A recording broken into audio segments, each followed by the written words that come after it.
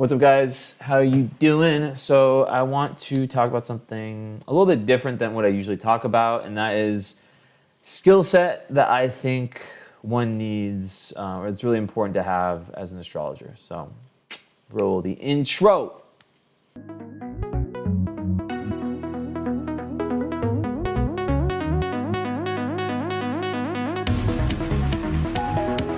Okay, so to become, to be successful as an astrologer, it's not easy, right? Obviously, it's an amazing job if you have that bug, that obsession, that desire to kind of want to understand God's language, as I call it. Then you'll most likely naturally be gifted with some sort of obsessive, research-minded ability, right? Like a lot of that can be like, for me, I have Pluto third house. It could be like a lot of Scorpio, a lot of eighth house Mercury. Scorpio placements, obviously I just said that. But there's different things, Pluto aspects and so forth, right? Really, when it comes to the actual chart, I do think that, and maybe that it's more of like I don't know if it's something that is a trait or something that you can build, but being able to see trends and patterns, being able to pattern recognition, I think is extremely important. I think that I've seen some people do readings where they just lack the ability to recognize patterns, and they basically just do like this very like slow kind of like, it doesn't make any sense. It's just like they're not connecting dots. They're not seeing, okay, like for example, let's say someone has a Pisces moon, and then they also have, like something in their chart. They basically have different elements in their chart that would show that they might lack boundaries. And then they have, like a seventh house that has Saturn and, I don't know, Neptune, right? And they're, a Pisces sun or Pisces moon.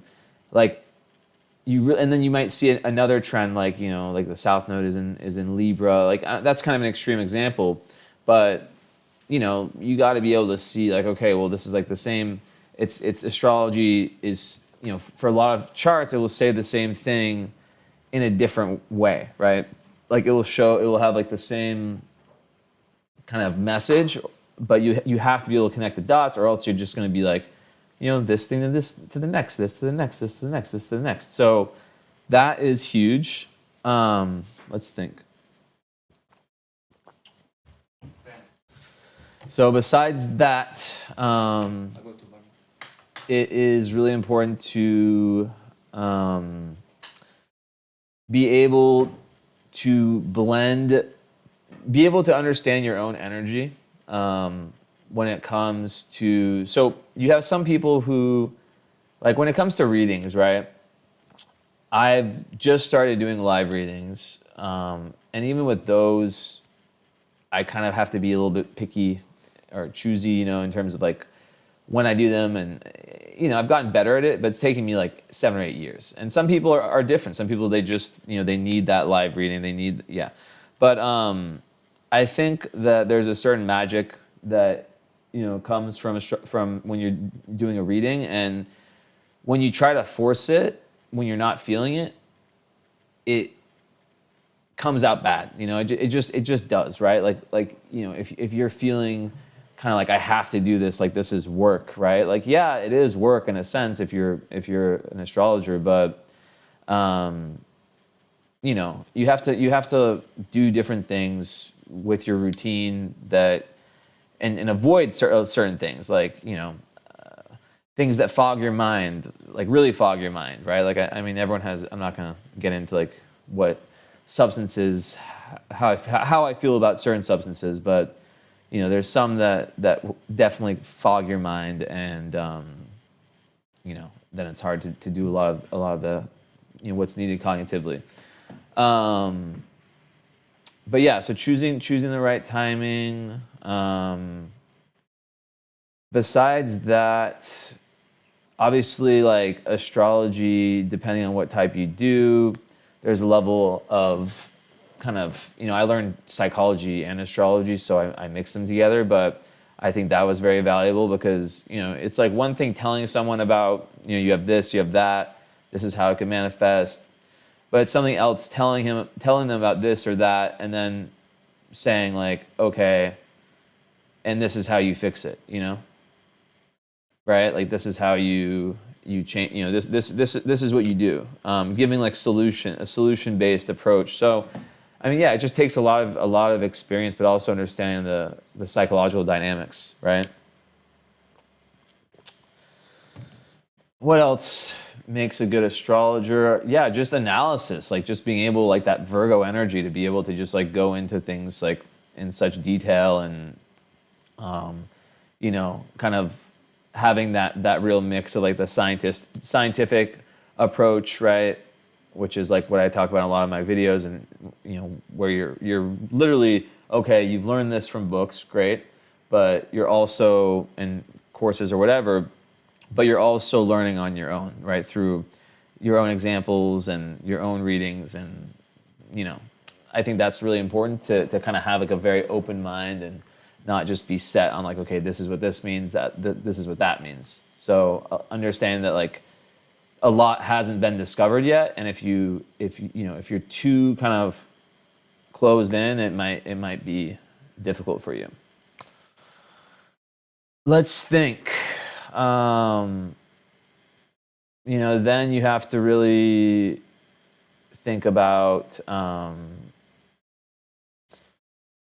obviously one's ability to speak and communicate is very important, but that's like I think that's true for any kind of profession. But I think in astrology, especially when you're talking about these very sensitive things, you have to have like a high ethical, like people, at least for me, like I get told a bunch of secrets, and like ethically, like I think you need to have a level of your own spirituality, right? Also spiritual protection, but I'll talk about that next. But for example, like I could like tell people about like different things people tell me, but I decide not to, right? Because spiritually I feel like, okay, like I'm in this position where I get told all these things, but I'm not going to go around, even if it's like talking about someone who lives on the other side of the world who'll never meet. Yeah, it's just a bad energy. Next is spiritual protection. Or being able to kind of like really keep your energy protected. There's always going to be in any spiritual pursuit, people, a lot of people, especially in like the spiritual world or whatever, disguise themselves as, and maybe they think they are, right, as these like very good people. But I've seen a lot of examples in my time of people who I thought were just like really, really good. And it's like, I'm not someone who's fooled easily, so it's not really like I've been fooled in that sense. But one time by two people, I was kind of shown that, right? And, you just have to understand that sometimes people will present in a way that, and maybe they genuinely think like, oh, but a lot of times people have turned to astrology, have turned to, some form of spiritual practice because it's almost like them running away. They haven't done the necessary work, like healing work, I would call it, right? And so it's like, yeah. So but then the fact that they're an astrologer, that they're a mystic or whatever, it's not just astrologers, it's everything, right? They're able to kind of mask that, or use that to mask the fact that like it kind of gives them this holier than thou attitude, right? And there's a lot of people like that, and they're almost like spiritual narcissists, right? Where they think that it's like the spiritual ego, and it just makes the narcissism that was already there even worse. And they're not in, so there's basically what I'm saying is like there's super toxic people, and some of these people know magic and they know black magic, right? And that shit's real. So you have to know how to cleanse your energy, how to protect your energy, how to even small things like not small, but having cats around. It's not why I have them around. I love them, but the way where you live, who you hang around, what you ingest in your body, like different techniques you can use, mantras or whatever, right? There's a lot. of course, you'll see this type of protection in a lot of astrologers' charts I've done. I've seen like an element of spiritual protection in their chart, but yeah, I think regardless of that, you just have to be really careful. Not like really careful in that way of like, where you're just cynical, but you have to just kind of have that view going into anything, right?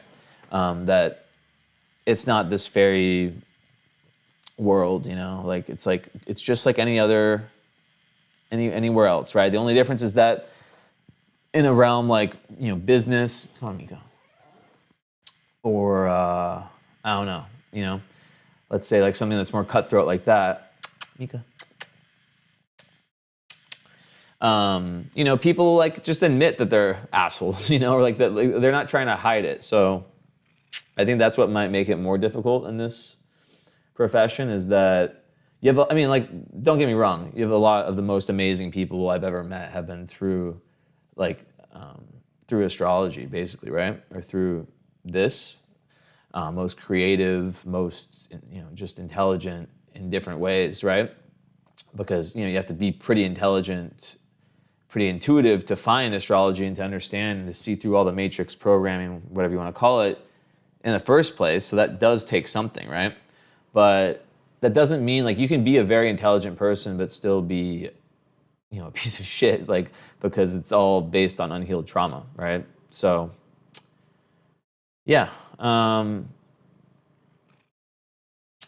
But yeah, you can see that Mika knows this is a Scorpio moon, so you need to get a Scorpio moon cat and Scorpio rising, and if she likes you, then that means that you're doing good, right, Mika?